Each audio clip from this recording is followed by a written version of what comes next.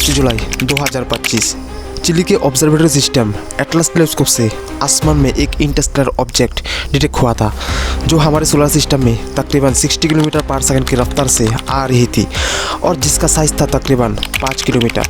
पहले सभी साइंटिस्ट इसको कॉमेट या धूमकेतु मान रही थी, लेकिन बाद में इस ऑब्जेक्ट का बिहेवियर ने सभी साइंटिस्ट का दिमाग खराब कर दिया, क्योंकि इस ऑब्जेक्ट का बिहेवियर कॉमेट के जैसा नहीं था।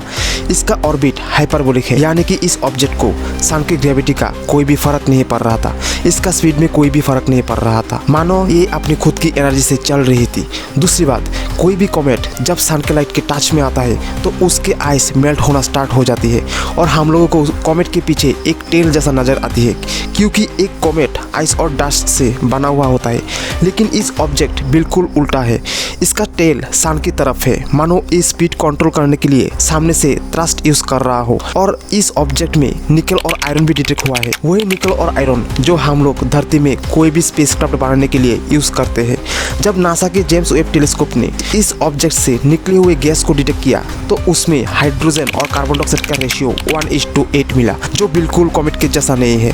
कार्बन डाइऑक्साइड का मात्रा इसमें बहुत ही ज्यादा है। लेकिन बात यहीं पर खत्म नहीं होता है, इस ऑब्जेक्ट ने एक ऐसा पाथ चूज किया कि हम उसको सामने से कभी ऑब्जर्व ही नहीं कर पाएंगे, क्योंकि वो जानबूझ के सन की ऑपोजिट डायरेक्शन का पाथ चूज किया हुआ है, जो हैरान करने वाली बात है। एलन मस्क पहले बता दिया है ये कोई नेचुरल ऑब्जेक्ट नहीं हो सकता।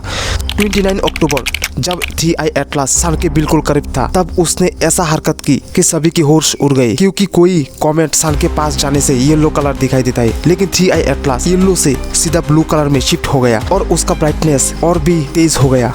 अब वो सन के पीछे है, शायद दिसंबर 19 में ये फिर से पृथ्वी के पास से गुजर जाए।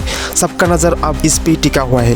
तो मेरा क्वेश्चन ये है, ये सब कुछ तो कोई इत्तेफाक से नहीं हो सकता। हैरान करने वाली बात है कि दुनिया के सारे स्पेस एजेंसी अपने अपने खुद की आर्टिकल्स छाप रही है, लेकिन नासा वालों अभी भी इतना चुप क्यों है? अगर ये कॉमेट होता तो शायद इसका क्लियर इमेज अभी तक आ जाना चाहिए था। इससे तो ये बात पता चलती है कि कुछ तो है जो नासा वालों हम लोगों से छुपा रही है।